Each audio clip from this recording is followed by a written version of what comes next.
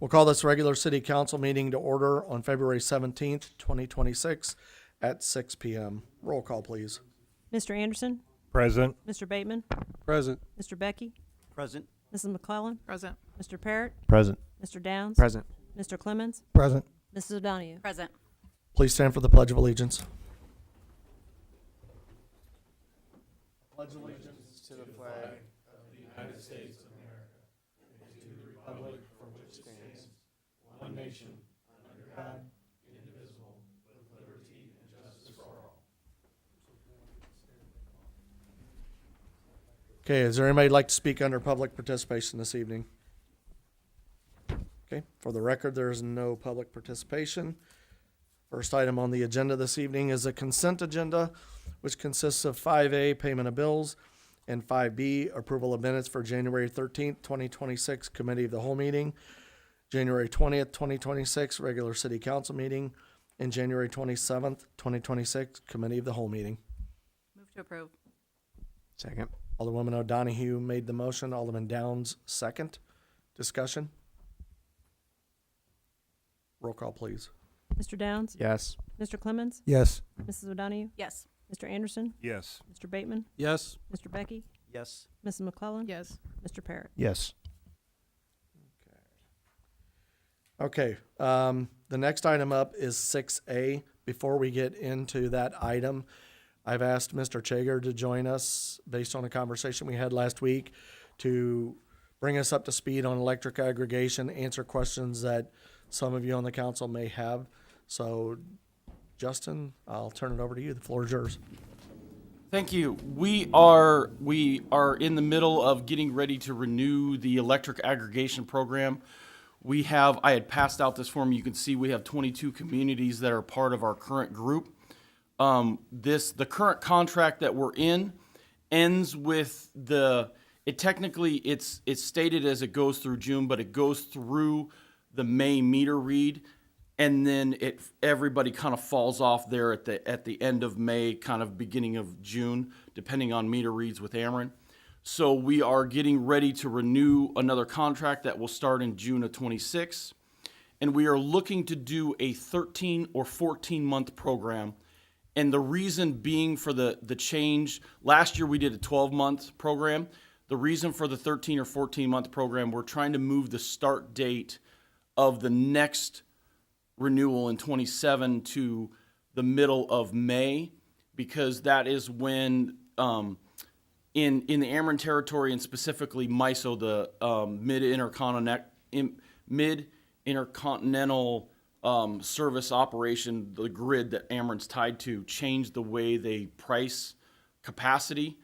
And that auction happens at the end of April, and then Ameren releases their default rate in May. So we are trying to get behind that and using this renewal to move the date so we can get behind that information and know what that information is.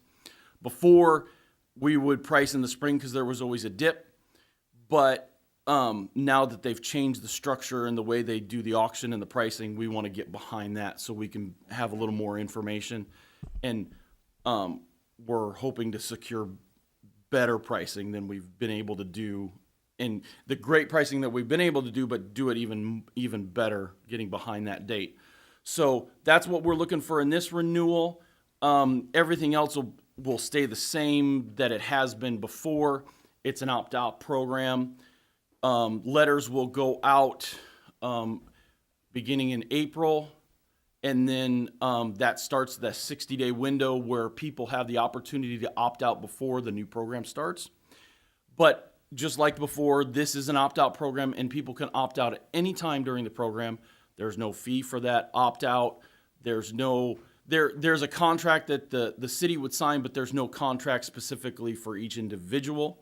So there's no fee to get in, there's no fee to get out. The only thing that I say is if they do decide to opt out and go back to Ameren or choose their own supplier, then they have to wait 12 months to opt back in. So once you're out, then you have to wait 12 months to get back on. So that's the only caveat, and that's Ameren's rule. So that's not our rule. That's not something we set up. That's the way Ameren runs this municipal aggregation program. So that That still remains the same. You can see, I put this together, I believe all of you have a copy of it, the savings. So this is the savings that we procured in 2025. So this was the whole year of 2025, and it breaks it down by the city. So you can see residents and small commercial accounts, and it's about 90% residential, 10% small commercial. So the savings over 2025 was $165,653. So the residents, mostly residents, paid $165,000 less than they would have if they were on Ameren rates. And then on the backside, you can see the chart where the red line is the Ameren rate and the green line is the municipal aggregation rate that we've had. You can see there was that big spike in the summertime where it was about just over 12 cents. On the chart, there's an average of 9.5 cents or 9.9 because that's the average of the summer and non-summer rate from Ameren. But in the summer, it was about 12 cents. So the people saw significant savings because that's their highest use. Highest usage. But then it was also when the higher rate was as well. So that's where a lot of that savings came from as well. So we're looking for, I believe on the schedule tonight is to pass the resolution that would allow the mayor to sign the contract on, and we're looking at May 25th is the day, it's Wednesday to sign the contracts. And then there's also an updated consulting agreement that just it's all the legal portion of, so we can represent the city, go out for bid. We do solicit bids from all the available suppliers that do this program in Illinois. So we do the RFP process on behalf of the city. I know there's several new council members, so I know there's probably going to be some questions. So that's mostly why I'm here, so I can help answer your questions. Mr. Anderson. Yeah, thank you for coming up. Question I have on the back side, I guess maybe the page that has the graph on it. It says here the annual average household savings, and I'm just looking at 24 and 25. Is this for the city of Lincoln residents, or is this for everyone in your group? Everyone in our group. That's the average, because the average in our group, the average household uses about 1,000 kilowatts a month or 12,000 kilowatts a year, and that's what this data is based on. Is that average over we have about 70,000 participants in the 22 cities that we have. So that's an average over the whole group. Is there any way that a household could contact maybe the Stone River Group and find out what they specifically saved at their house by going with this? I could run the data, yes. Yeah, I could run the data and be specific. Okay, thank you. I don't normally do that, but I'm happy to do that. You know, if somebody calls me and says, hey, it'd probably take me about 5-10 minutes, but I can run it. Okay, thank you. Yep.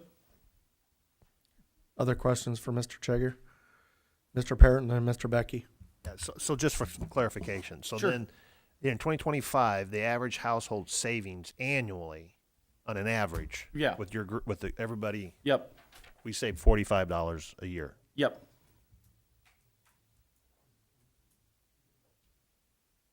Thank you. Yep. Mr. Becky. And, what changes have there been from the last contract to this contract that So standing or that affect? the previous contract went from 2022 to 2025, June of 2022 to June 2025, and that was at the 7895. And then the current contract that we're in went from June of 25 to June of 26, and that is at the price of 10899. The contract that we're looking to renew here in June of 26, we're looking about that same price because the market hasn't really moved a lot off of when we did the last contract that started in June of 25.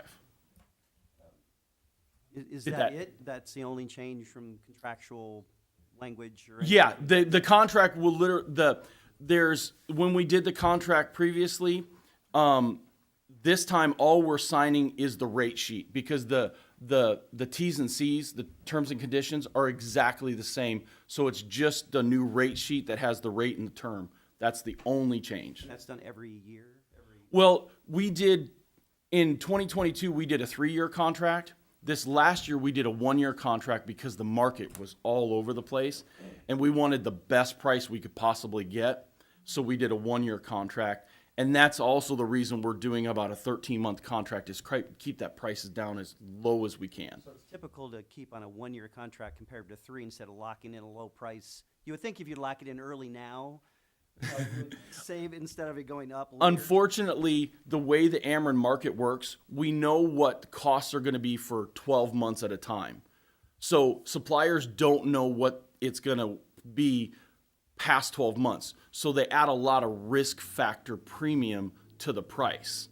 So it worked out really well when we did it in 2022 to go for a 3-year. But now it's a difference of, on the last contract, we signed at 10,899. The 24-month contract price was 12.5 cents. So we're glad we didn't do a long term because now we can do the 10,899 and then also still keep it under that 12 cents at this round as well. So it's just timing at this point. Mr. Anderson? Yeah, back to the individual household, and I appreciate your offer to, to run someone, so let them know. Would you be able to, if the rest of the older people are in favor of this, to run ours, and then that way we would have the information that if people in our wards contact us wanting to know if this is a good deal or not, we would have 2 people in each ward that we could at least say, hey, this is what we saved at these households by going with this. 'Cause All I need is an account, your Ameren account number, that 10-digit account number, and I can run it off of that. Yeah. I know a lot of times, and I've seen it with the social media, when this happens, that sometimes inaccurate information can be shared and stuff. So Yes, I sometimes I it's, watch it. I try not to comment, but I watch it. I watch it go down. But if we could tell people that, hey, the average household around here is Yep. saving, you're saying $45 in 2025 and $85 in 2024, I think that information like that would have a lot of weight. Yeah, like I said, if I have the Ameren account number, I can run it. No problem. Ms. Bateman and then Mr. Bateman. You said in April, the letters will be going out to the residents if they want to opt in or opt out, or opt out. Yeah, that initial letter will go out in April. They usually drop, I think last year they dropped around the week of April 11th, and then they started showing up, and then it has all the information in there. And then that they can, if they opt out when they get that letter, then they're out of the program for 12 months. But even if they don't opt out right when they get the letter, they can do it at any time. So I don't know if you would know yet, but if let's say if a person opts out, they're in right now, and if they decide to opt out, what month of Ameren bill will that show that they've opted out? So if you're in right now, you would go through you're probably going to go through your May meter read, which it might start in May but end in June. So that's why the contract, like this contract, says it ends in June, because typically you're going to go through your May meter read, whatever meter read starts in May. And then, so if they get the letter and they opt out, so they'll be out for their June meter read. As long as they call before that, like May 10th, May 15th, depending on their meter read. Because if they call at the end of May and they have an early meter read, it may not be until their July meter read. That's where a lot of people, when they call the clerk's office, or am I in or am I out? I'm like, I don't know. Bring me your bill and we can see. And I didn't know if people need to be aware. They need to look on their bill under electrical supplier if they've opted out, so they know if they're in or out. Correct. And that you bring up another point, because this will be a new term and a new contract. Anybody that had opted out previously will be back in. Okay. And that's the way, because I had checked, another community had asked me that, because it is a new term and a new contract, the supplier is legally obligated to send them and start it all over again, because it is different. So everybody out there listen, you'll be in. Yep. When you get those letters, I know there's been sample letters Mm-hmm. that you've provided in the past. Can you provide those when you get to that point? Always, as soon as I get them, I try to send them out to all the different communities so that way you guys have it, a digital copy of it, and can disseminate it so everybody kind of has an idea. Because the only thing that will change on the sample letter is the name and the account number. Everything else will be exactly the same. Yeah, the reason I ask is because, if I'm not mistaken, there's 3 sample letters, and they look very similar. Yeah, there's the one the one that most everybody will get will be the opt-out letter, meaning you're in the program and you can opt out. The second letter will be if you already have a supplier, or if you have behind the meter solar, then you'll get the option to opt in because you're already with something else or on another program, so they don't automatically put you on that one. Or then there's another one. I'm trying to remember, the third one is a really weird one that only like 1% get. It's a more of a like an explainer letter. Yeah. Okay. Mr. Bateman.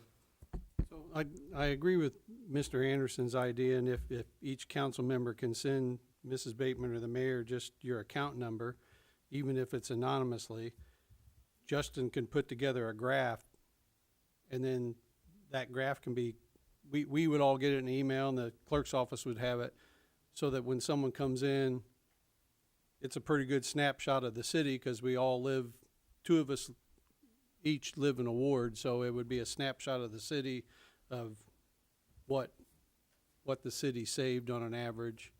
I'm not saying we need 8 graphs, but just a graph line of this is eight random citizens of the city of Lincoln. This is their usage versus Amherst usage. Because we're all gonna get the phone calls. Is it saving me money or not? You know, it'd be just easy to explain, and a lot of people wanna be visual about it, so.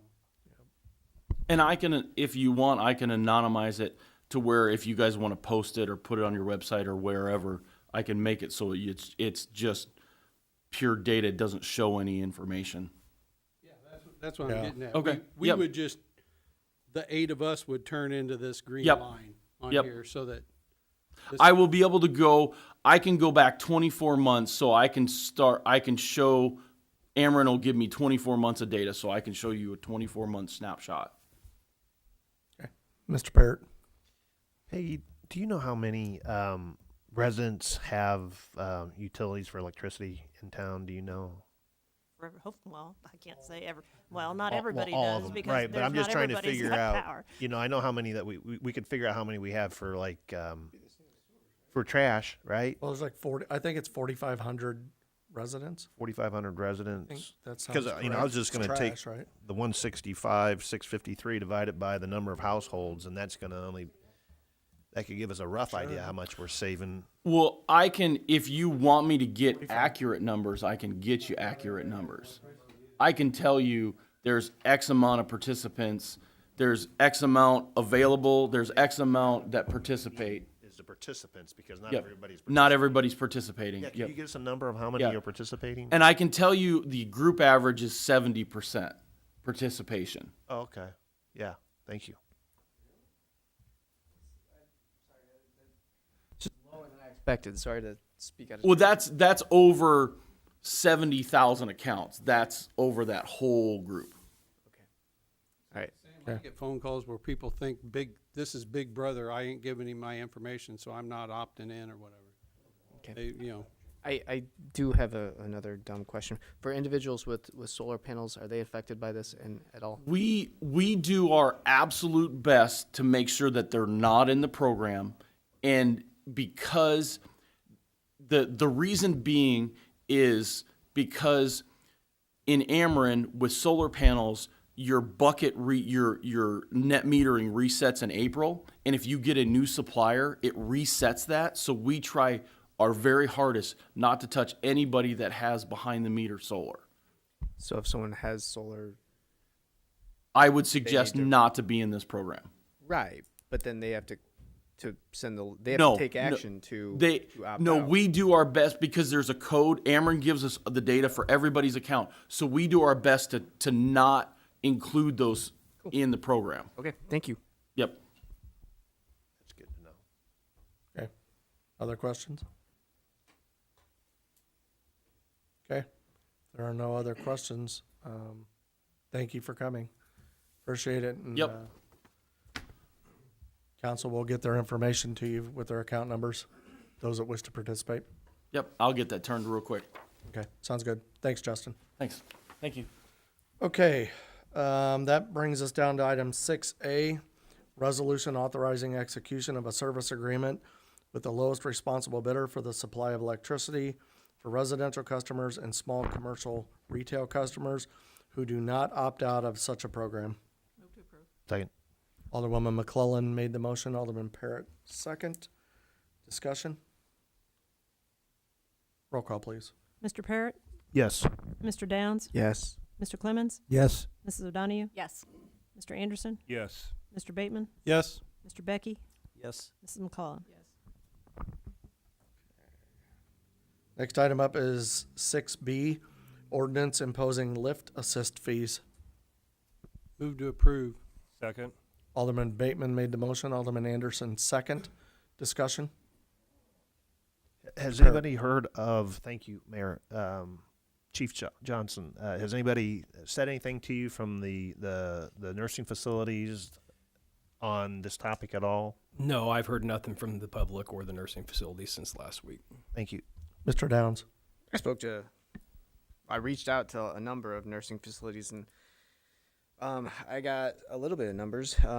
In the fourth quarter of 2025, there was 22 falls. 10 of them required lift assist. That's what I got. And the reason they required lift assist is because the fall happened when there was no one available to assess the individual post fall. So it's their protocol to contact EMS services. Ms. Bateman? I wasn't here last week, but I watched the meeting and I don't believe I heard it. Ty and I had the conversation if they would happen to bill Ty's, what do you call it, your software has ability for him to keep track of it since they're the one that keeping track of the calls, to bill it, and then in turn the clerk's office will receive the check in when it is paid.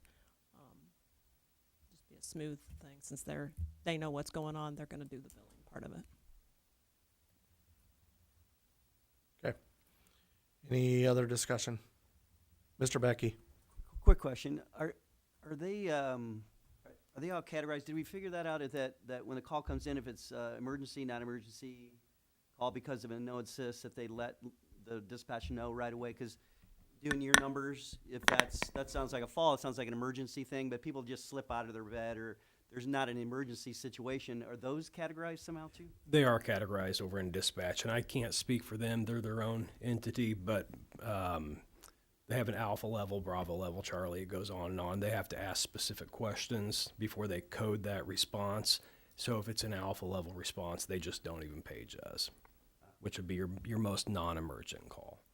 So they do have a way to do that, but I can't speak to it. But the reason the letter that you had was that it was because of the typical abuse of that. In the past, it has been. This is just a new tool that we can get in front of this in case it becomes a problem again. Because, like I said before, I can't control dispatch or the facilities or the ambulance service. We can only control the fire department response. So,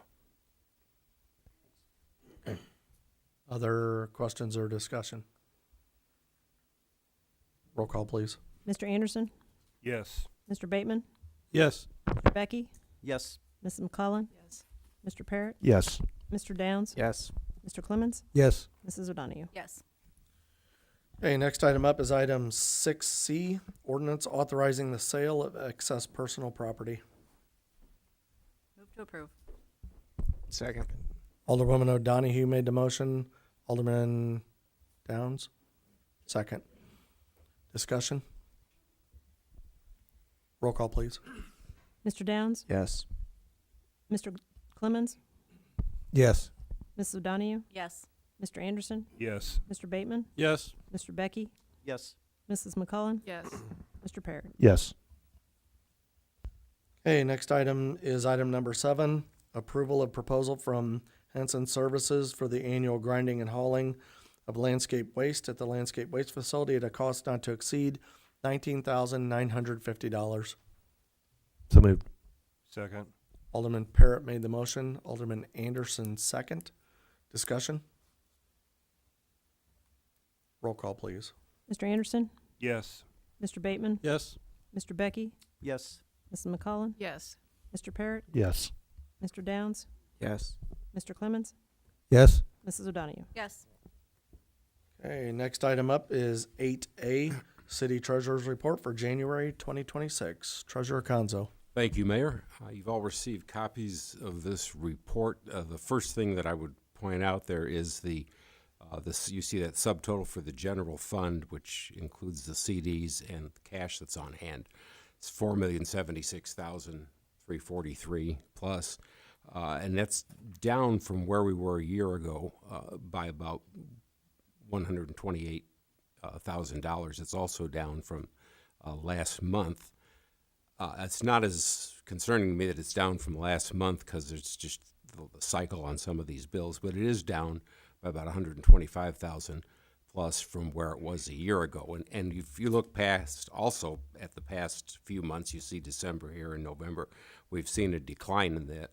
You go back to January 24, there you see we're at $4,800,000. We were up above $5 million for a while there in the end of 2023, middle of 23 and the end of 23. That is concerning because it's certainly not as low as it's been. We've been down years ago where it was down below, right about $1 million or down below $1 million, which is terrible. But it's not near as high as we would want it to be.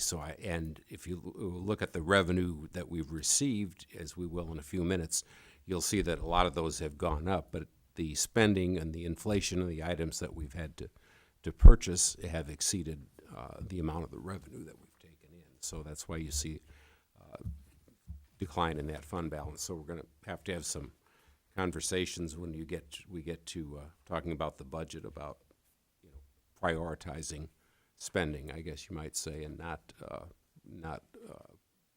overspending, so that we can build that fund balance back up.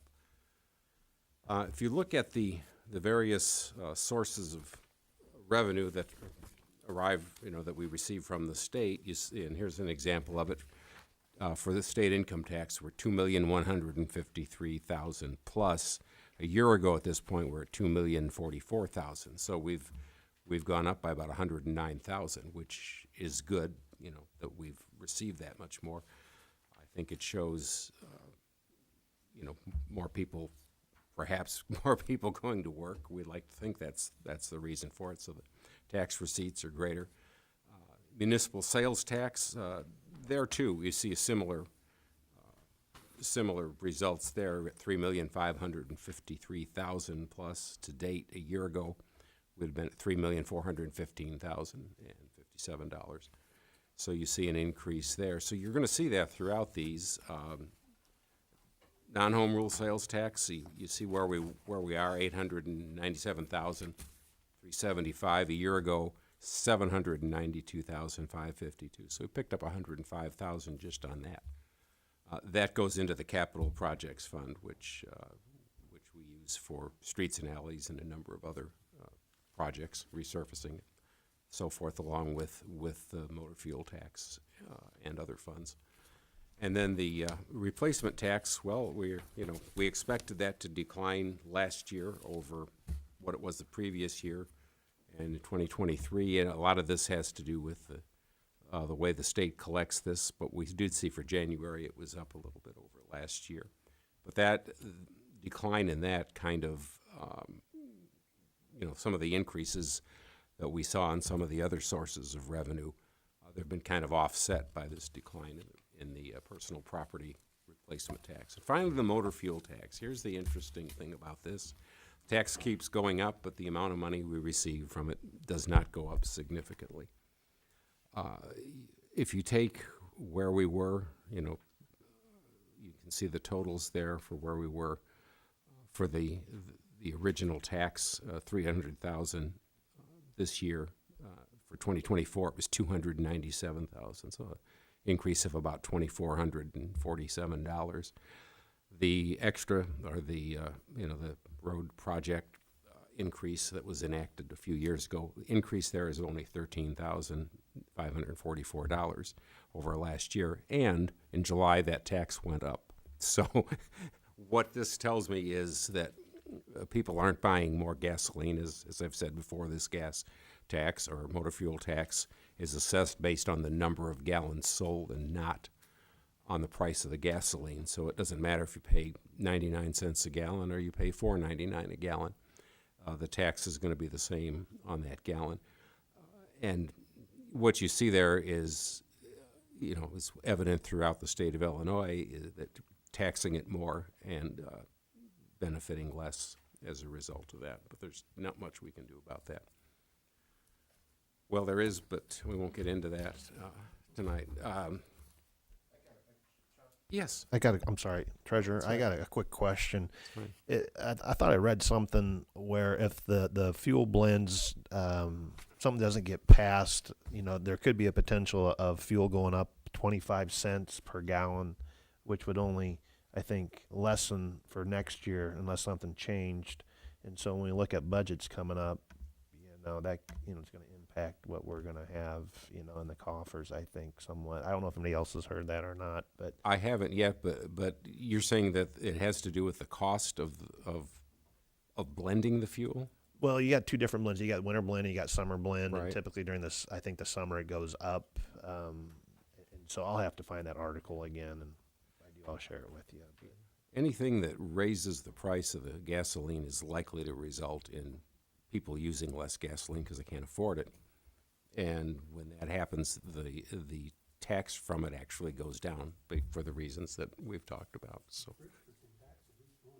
yeah, and he has, and he has.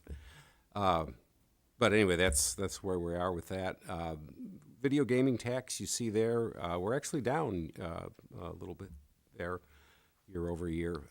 But if you look, we had 38,000 in November against 45,000 a year ago.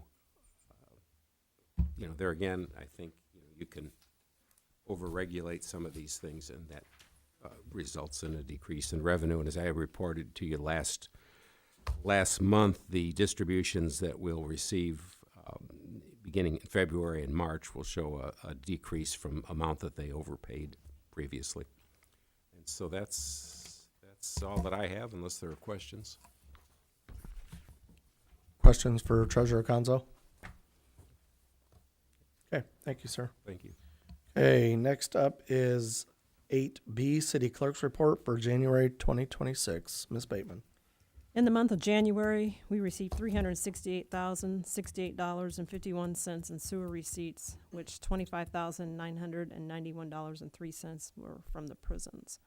And before anyone asked, no, I don't have a final number on how many people have paid. But I will have that next week because Friday's the last day. So this Friday, the 20th, if you're going to pay for a year, you need to get in and pay it or put it in the Dropbox if you know the amount. So it's been popular. Yes, very, very popular. I'll be really surprised if it didn't go past last year. Yeah. A lot of foot traffic. Okay, any other questions for Ms. Bateman? Okay, thank you. Next item is 8C, Department Head Reports for January 2026. Those are either on file or will be shortly. Next item is 9A, Approval of Agreement between the Illinois Housing Development Authority and the City of Lincoln for participation in the Lincoln Community Revitalization Plan. So, Is there a motion to approve first? Is Motion to approve. there a second? second. Alderman Bateman made the motion. Alderwoman O'Donohue second. Ms. So O'Donohue. I've met with the ladies about this project just briefly, same information that you all received also. My only concern about this is it's going to take a lot of community support behind it. There's going to have to be a group of people from the community to help spearhead this. And doing the housing stock survey is the other thing that I have a concern about. I mean, it's literally going to be a housing stock of all of the homes in Lincoln. And it's done by foot, getting out in the public, actually looking at houses and figuring it out. So for me, that's my only concern, is that it's going to be a big undertaking, and it's going to be something that I think we're all going to have to be involved in to get it done and get it done correctly. So how do they do this housing stock? So they actually get a group of people together and walk the streets of Lincoln, and kind of, they have a formula of how they look at houses that are sitting empty, houses that need to be redone, houses that are lived in, to kind of assess what the need is in the town, to figure out the whole project. So it's going to be boots on So the it's ground. boots on the ground. I mean, they have some people that come and help with it, but a lot of it is going to be community involvement, our involvement, and So watching the presentation last week, they said they just stand on like the sidewalk. They Right. don't right. enter, You don't like enter the you don't property. go in their properties. It's just on the. So what happens when a person comes out screaming and hollering? What are you doing? What are you looking at my property? What, They probably will. I mean, She said that they've had it in every town they've ever been in. People I guess that needs to people be get worked up. She's like, that's why they don't like to bring in their own group of people to do it. They like to have people from the community to do it. That way, at least some of it is some people that people actually know out doing it. recognized people. Yeah. Okay, Ms. McClellan and then Mr. Bateman. We had talked about this, we had emailed a little bit about this, but it doesn't require any department head time or any staff time or anything like that, so there's no employee.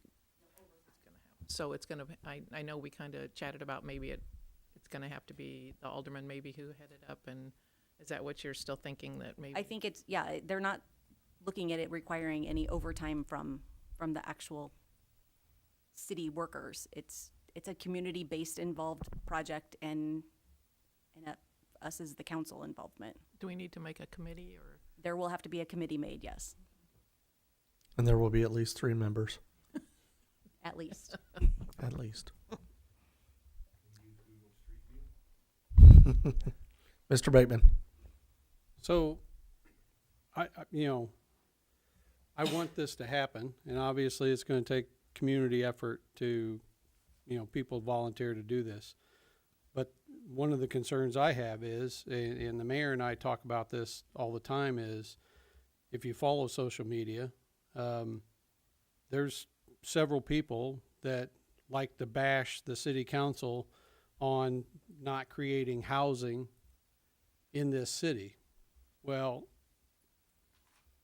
we used to go down the rabbit hole and try to correct these people, but I'm going to do it right now in the meeting. I've only been sitting up here a few years, but I've been following the city council for a very long time, and the county board before that. I don't remember once any elected official body voting against any kind of housing unit or contractor that wants to build a neighborhood in this city. And Tracy will attest to it. We always get bashed that we ain't doing our part to create housing in this city.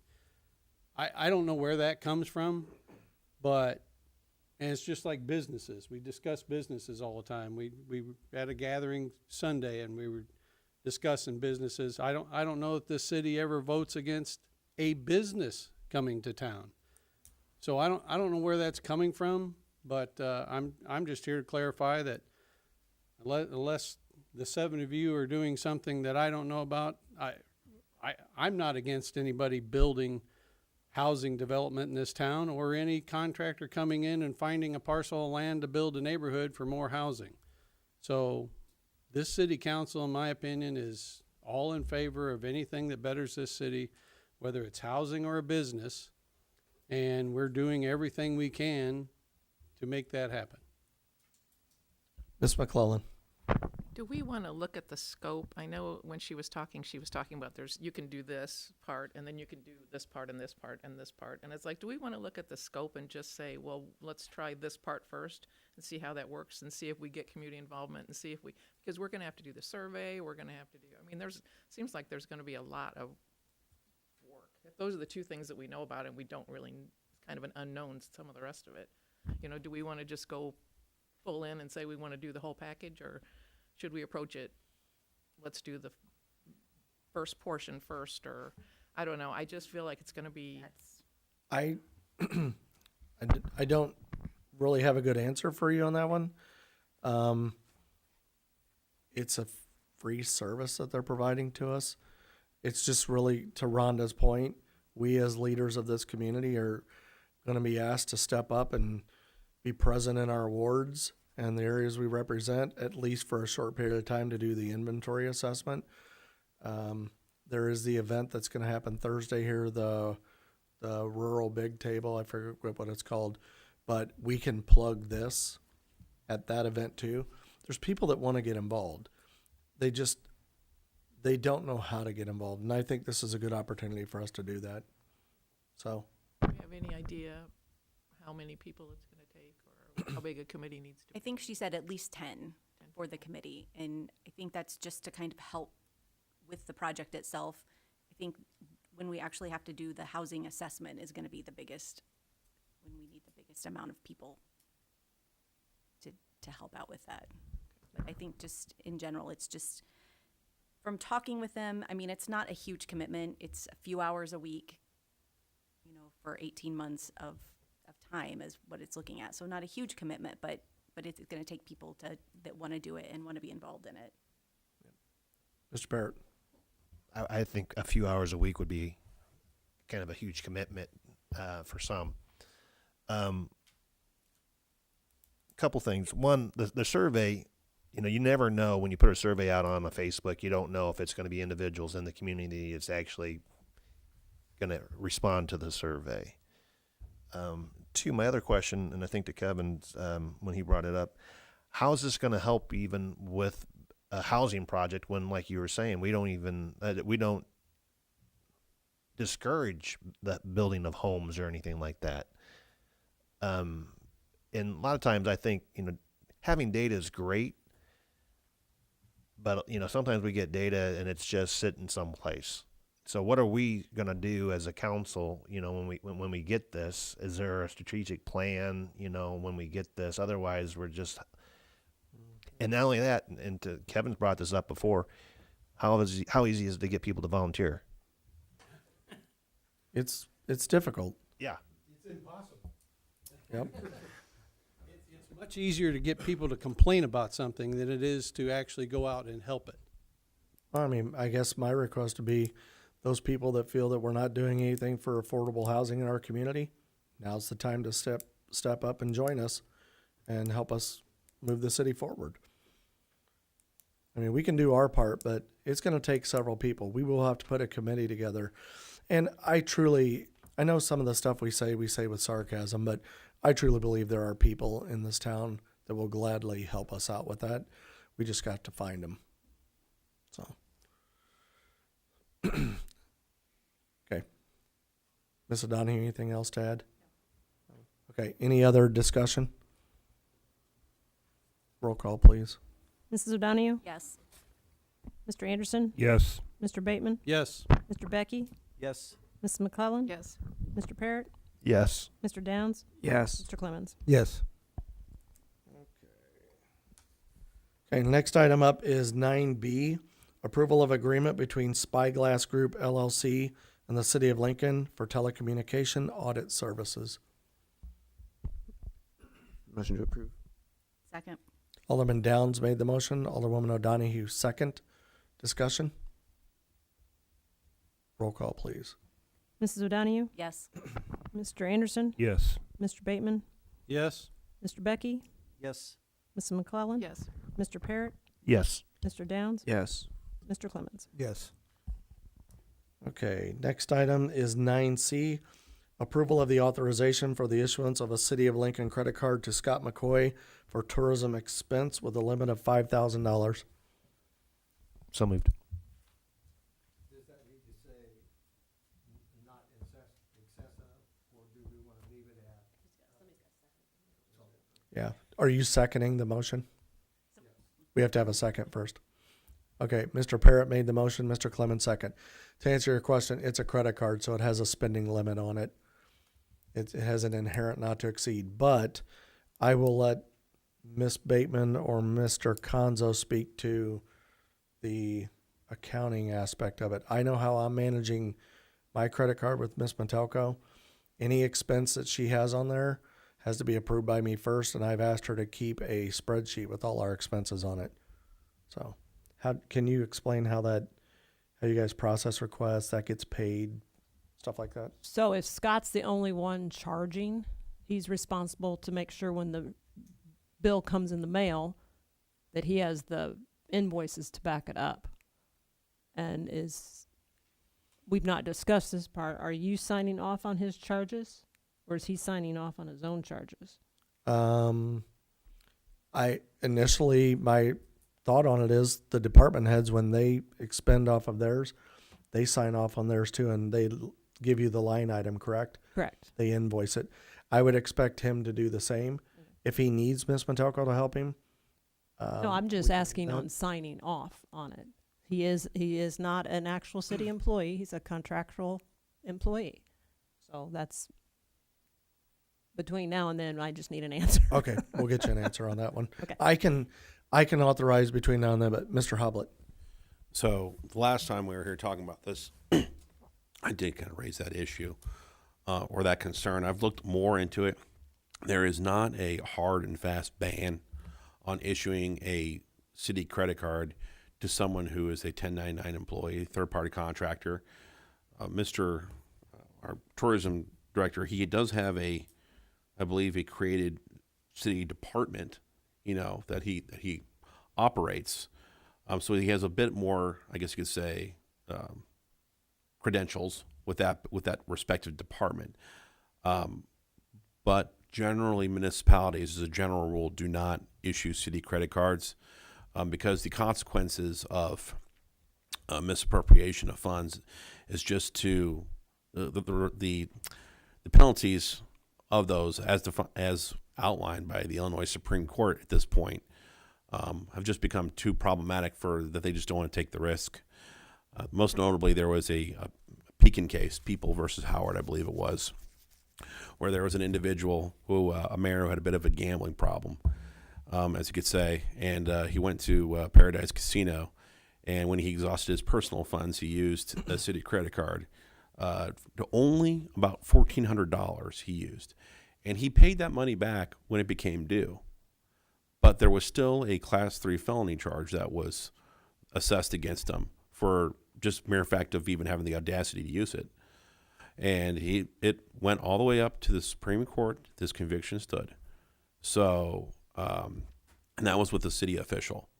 So it's just the idea being is that they're people are really, I guess, they kind of keep it close. They kind of are a little bit, they're very, very protective of the city taxpayer funds. So, like I said, there's no hard and fast ban on it. It's just that, when you do it, typically they recommend for third-party contractors, it's going to have pretty stringent invoicing requirements that would need to be implemented. So, Mr. Bateman. Well, John just touched, I wasn't even going to comment, but I mean, this is paid out of the tourism fund, right? Correct. That's what we're going Well, it depends on what he's well, buying. yeah. I mean, everything may be something may not even fall into that category.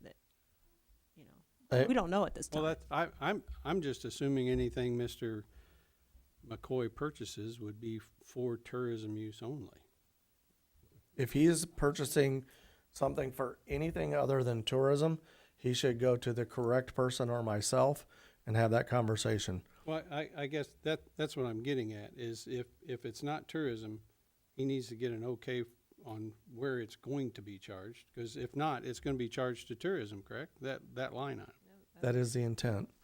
But remember, we're trying to grow that account up, Right. so we have to watch what's Well, I understand in there that at right this moment. now it's going out faster than coming in, but at one point, once this museum's done and the bank's done, then that account will start growing because Right. we won't be spending so much money on tourism. But also keep in mind, we have the grant that's been awarded to the city of Lincoln. And I spoke with the treasurer about this at least a few times about submitting for reimbursement initially for the purchase of the building. Because once we get reimbursed for the purchase of the building, then there will be funds in that account to cover for some of the exhibit work that he's now doing. So, and I had a conversation with the chairman of tourism this afternoon and expressed that as well. I guess my question, maybe this is for John, is Mr. Bounds is not a city employee. He is a contractor, and he has a substantial budget, and he authorizes spending of city funds out of line items as well. Am I correct in that? Yes, you are, Mayor. I'm just telling you what I have found, sir. No, I just want to confirm that we're not creating a precedent, that we already have individuals working for us as in a contractual situation that does expend city funds. Right. Okay. He's with Veolia. He's a third party. Well, he's himself is not third party contract. Veolia is, and they bring him in here. So there is that corporate, I guess you could say, clothing that there is over that. They utilize, I believe they access a fund, the sewer fund, for some of their purposes. And I think I do not recall, Ms. Bateman, do we not have a contractual means with them where we've designated a certain amount of funds? I believe we approved agreements with Veolia over the period of time where funds are paid to them. Yeah, That- but Andrew doesn't have any more spending allowance than the other department heads. Okay. I mean, the council has to approve X amount over what he wants to spend, so he just can't go willy-nilly spending. Mr. Parrott. It does a very good job at it. Right, understood. So if approved and he provides invoices, Peggy, then would he get like a spreadsheet of some sort to show what funds are left available? Or would a credit card ever go in a deficit of the funds that we, have budgeted? No, if he's charging faster than we get the bill and pay, we pay as soon as, the next payment of bills, we pay that credit card. That's the only time the credit card will be declined, if he's trying to spend before it gets paid. I think to clarify my question, so like let's say there's 100,000, in budgeted for tourism for the year, and say we're near the end of the year, Oh, I see and what we you're spent 100,000, and we got another 5,000 to that's on that card. So now we're over budget. How will he know what the budget is left? I personally don't know if he's already keeping track of his spending on a spreadsheet, but anytime I can print him the tourism trial balance and he can see where he's at. I can reiterate that expectation with him. What I can tell you, and I learned this through my card that you recently authorized, was, and keep me honest, when Ms. Metelko has done charges on there, you get an email. You personally get an email, right? From the bank. When she makes a charge? There has been a charge in the past, and it was a couple $100, and I believe that you got an email on that, didn't you? Not from the bank. From Heartland? Oh, well, that was a fraud thing. I got an email, a possible fraud. Is Yeah. that what Oh, we're yeah. talking about? Yeah. So Peggy, being the primary contact with the bank, she gets, and I'm assuming you do with all of the department head cards, right? Well, yeah, I got kind of hairy there for a while in the police department because Christy, being the DARE officer, she had her card, which I didn't even know what that number is. That's their thing. And I would get the messages of a fraud on that card. Yeah. And it took us a while, but we finally got the bank to give their number. Mr. Landers? So the way it works in our department is if, we use a credit card for different things. So, and those different things are divided in the budget.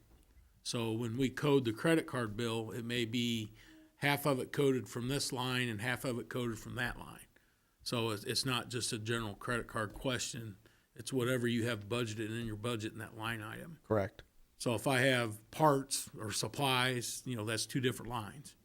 So eventually, if you're going to charge up to and hopefully not over whatever that line is in your budget. So that's how we keep track of it. That's how I keep track of it anyway. So, and I spoke about this last week, that the preferred method of the treasurer and the clerk is invoicing. Anything that we can do through an invoice is preferred because they cut checks, it goes through the process, right? And I've already told Scott that, and he knows that. But we're in a little bit of a gray area right now because we started a tourism department mid-fiscal year. And so technically there is no, other than a hotel motel line item in there, there is no actual budget built out in there for him. So we have been keeping a close eye on that department and those expenses for that reason. I have already told Scott he needs to sit down with Mr. Conzo, and he will, as part of the budget discussions, to build out an actual budget, and he will have a budget just like every other department will. And he's expected to stay within that budget. And they run periodic reports, and we look at those, and I believe they're actually published online as well. Those budget reports monthly. Is there a budget report that's put out? So, well, Yeah. that will, Revenue expense report. that, Well, that's right, they're not on the website, on the new oh, website oh, yet. because of the new one? Yeah, We'll, yeah. we'll work on that. But, So- I mean, in the past, that has been the case, they would be posted every month. Yeah. So I guess what I'm trying to get at is we've had the conversations with the treasurer. Ms. Bateman and I talked when I asked for mine. I've talked with Mr. McCoy. I feel that there's checks and balances in place to prevent such activity that Mr. Hoblet has described. As humans, we know that where there's a will, there's a way. But I fully trust Mr. McCoy, and I think that he's proven to be trustworthy at this point. We were downtown Sunday morning and he was down, or Saturday morning. He was downtown Saturday morning at the bank working. He's working as hard as he can to get that museum open and running, so. Well, and today he also submitted, he's got some things that he needs to purchase for the audio components of some of the exhibits. He went to Miss Matoko. He had her order those through the Amazon account because we use that account. I think some of that's tax exempt, It's all, or it's all, if Yeah. she's using our Amazon account, it's already taxed. so then he went to her. We're getting that savings. We've already got this worked out with him. I will have a follow-up conversation with him though. Just to reiterate, if I will say this, because he is a third-party contractor, if the council feels necessary, we can have him sign something. And I can work with the attorney to draft what he feels is appropriate. I don't think that's a bad idea to hold people accountable. So if the council would like, I can do that as well. Mr. Becky. So really, the question is monitoring and on a regular basis, not an annual basis. So, and the reason, if I'm not mistaken, for him wanting that card is for a lot of miscellaneous purchases that will streamline what he needs to do, right? So then, are you saying we will get a monthly review of what he's doing? If that's what if that's what the whole problem is just making sure he's buying things that are related to the museum, then you can easily look at that in a statement that he can put together every month. Yeah, I can ask for the invoices, but I would remind you that the council doesn't get a summary of expenses for every department in the city. So for him, I'm not saying invoices, I'm just saying like a worksheet of saying, this expense to Amazon for this, or in this cost for whatever that is. You're saying there's nothing that's done that way, that he can. There's no A process. question of him having a card or not. Yeah, there's no process that requires that, but for anybody. For anybody. But I have Miss Matoko doing that with my card because I want to be held accountable to the council. If you ever have questions as to how that card's being used, I can show you a spreadsheet and say, here's what we've spent on it. It'll still go through the clerk and the treasurer as well, those expenses, because they'll pay the bills. So, I don't know if I understand if there's a problem with the amount. If it's 5,000, it should be 2,500 or whatever. But I mean, that seems to be worked out. But if that's not an issue, then I wouldn't have an issue with that. Assuming the receipts will match the credit card statement. That's what we do now, right? They better. Yeah, so there's your accountability. If I have a credit card at work, if I don't have a receipt to match what the bill on the thing, then that bill immediately comes downstairs and I got to reprint, call, whatever I got to do to come up with a receipt to explain. And that's the way we pay the bills here, because it pops up in the early pays and stuff. So as long as there's a receipt that matches the credit card statement, that's the accountability in my opinion. Well, and the credit card won't be held up for payment just because somebody's missing a receipt. everything else is gonna be processed, but that person, card holder, is gonna cough it up pretty quick. Yeah. Okay. Okay. Any other discussion or questions? Okay, roll call, please. Mr. Clemens? Yes. Mrs. O'Donoghue? Yes. Mr. Anderson? Yes. Mr. Bateman? Yes. Mr. Becky? Yes. Mrs. McCullough? Abstain. Mr. Parrott? Yes. Mr. Downs? Yes. Okay, that brings us down to announcements. Does anybody have an announcement they'd like to share this evening? Mr. Bateman, then Mr. Parrott, and then Mr. Landers. I'm just gonna make mine quick, because I'll mention again next week, the John Welch tournament is coming up. So, that's next weekend, not this weekend. So be aware, there's gonna be a lot of cars in town. This is a huge basketball tournament every year. They do have some logistical issues now that the college is closed, but, if you get a chance to watch a bunch of young, boys and girls play basketball in 2 weeks on a Saturday and a Sunday, I suggest you do so. Whatever you pay to get in, they mark your hand. You get to watch a lot of good basketball. So that's I know for a fact, because my grandson's playing on 2 different teams this year. I don't know how he's going to pull that off, but they're allowing it. What happens when he's got to play his opposing team? He has a Team A and Team B, and they already know that he's playing Team A. No. Quite a conundrum. Okay, anything else? Okay, Mr. Parrott. Yeah, two things. I want to congratulate Caleb Zerkenbach. He qualified for state wrestling. Congratulations. Also, the Lincoln Raylette dance team went for a three-peat and fell a little short and got second. So congratulations to them as well. And then just real quick, in our utilities, I was talking with Mr. Bateman earlier this weekend. We have metal covers for like water. Our sewer drain are made out of metal, and they're made out of metal because you don't want them to break. And we had these new utilities coming in, and we had like I3 and now some CTI, some others coming in. Frontier. And they're putting in these plastic things again, and they break all the time. John, can we put together an ordinance that makes utilities come in, and when they put a box in, that it's metal? I was talking to Andrew about this as well. Because they break, they're on people's property. Well, they're not on people's property, but they're kind of on people's property. They're on the right of way. The people are mowing it. They're running over it. Things are breaking. People drive a car over it. They break all the time. They sink or whatever. It's a nuisance. It's going to continue to be a nuisance, as long as we allow them to put those in. Can we create an ordinance that requires them to put a metal cap on these things? Mr. Parrott, I'll look into it. They put one in my yard.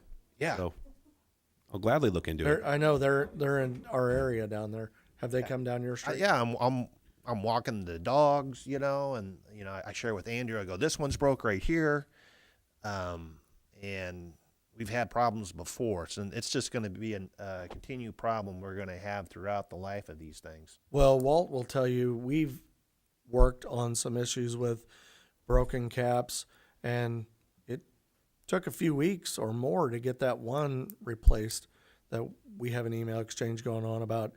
Yeah, I mean, it was broke, and the resident was concerned their child was going to step in there and fall. So, yeah. Okay. Do you have something to talk? Is yours about this topic, Kevin? Okay, you then, Sam. So after talking with Steve, my thing is, can we get them to share boxes? You drive down the street sometimes, and now you'll have 3 of them boxes in your yard because CTI came in, I3 Broadband came in, and Xfinity's in there. And they each one got a box right there in front of your house because that's where they chose to do it. And I think it would eliminate a lot of these. They're putting them in. They're pretty good size. There's plenty of room down in there to make their connections. I don't know if we can force them to do that, but it would at least eliminate a lot of headaches, because I drive out of town on Fifth Street every day, and some of them are in the ground and some of them are 6 inches out of the ground. It's just, I like Steve, it's getting ridiculous. Well, I think it all depends on the location where they put them, because I have one in my alley, and I think it's an I3 box, and I know multiple people have been tapped into it, because that period of time where they connect them, and then they got to come back and trench things in, I see the lines laying all over the place.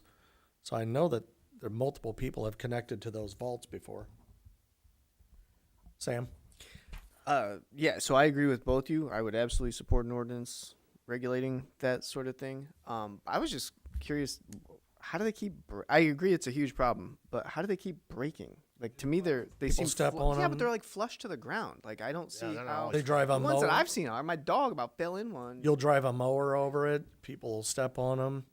But they're breaking just from that, from people stepping on them. Yeah. The one in my yard's not flush to the ground. I mean, like, I have one in my yard. I've never kicked it or anything like that, but it looks like it would be Yeah, sturdy. No, that mine's was a different flush. one over by the juvenile detention. Okay. Yeah. All right. Did you have something, Dennis? Can you speak into your microphone, please?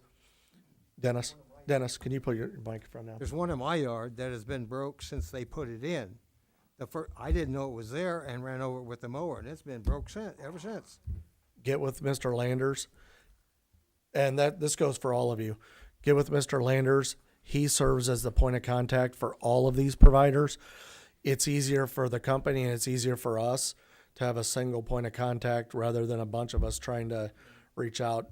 It'll just confuse them and See create this, delays. everybody for years wanted something other than an Xfinity. You're getting it now, because now it's a mess. And this is a good time to remind people that the space between the sidewalk and the street is not always just the right of way. The right of way, in many cases, I found this out recently when they came down my street, is actually up into what appears to be my property. So, and some people's is a foot past the sidewalk. Some people's is like 8 feet past the sidewalk. So if you have questions about that, then you can contact Mr. Woodhull or Mr. Landers. They're pretty fluent in GIS. Steve. So now some of these sidewalks, because I've been walking the dog, some of these sidewalks are muddy where these people have been working with a bunch of mud and dirt. Are they just planning on just rain to wash it away, or are they going They should to come come back. by and do something on that? Because people are walking. I don't want to walk in the mud on those sidewalks. Once I would assume, and it's required that once the weather turns, then they'll restore everything. But with the weather the way it is, the ground's frozen, whatever. There's nothing that they can do with it until they can get it restored and get it seeded. And Oh, I'm just talking about the mud on the sidewalks. I don't know what they can do about it unless you require them to wash it off. But I don't know how you're going to do that at this point. Yeah. Okay. Anything else on Ms. McClellan? I did want to mention the West Lincoln Broadwell boys basketball 8th grade team state champs. Congratulations, Coach Congratulations. Conrad. Jenna. Okay. I found out today that's actually a three-peat. Mr. Landers. Yeah. Go back to the last discussion. If you have an issue with a broken lid, send me an email and the location, the closest address, and then I can get those turned over. In my experience, most of those boxes are I3s that are broken because they've been in the ground the longest, and they didn't put them in very good locations. A lot of them are in locations where they can get driven over, so they're not going to hold up to that. The one in front of your house, it's in a parking area. So if you can give me an address, and I can go and check it out, and I can try to get that information to the I3 or CTI, whichever one it is. And if the box isn't mounted correctly, you don't think you're not satisfied. If it's above, you should be able to mow over the top of them. It shouldn't be something that you have to weed eat around. So we need to address that with them and have them go back and do it correctly. And so that being that, I'd like again, a fiber project, utility project. They're going to have to do some potholing in Fifth Street tomorrow at the intersection of Union and Fifth Street. So the westbound lane of Fifth Street will be closed down in the morning. They will have, or they're supposed to have, flaggers in place for traffic control to let traffic come and go. Stop one side while the other side goes, and vice versa. So that's going to take them a few hours in the morning, but that work will take place tomorrow, probably around 9 o'clock. And he said he thought it'd take a couple hours. So All right, Mr. Anderson. Back on our sports announcements, one other one I'd like to acknowledge is young lady over in Mount Pulaski High School just scored her 2000th career point, Miss Allison Murphy.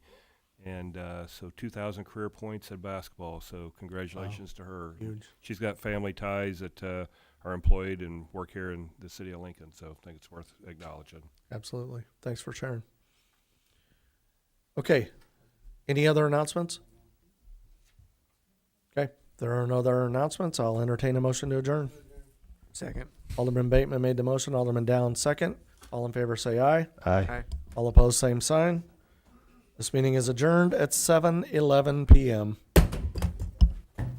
Go. That's what.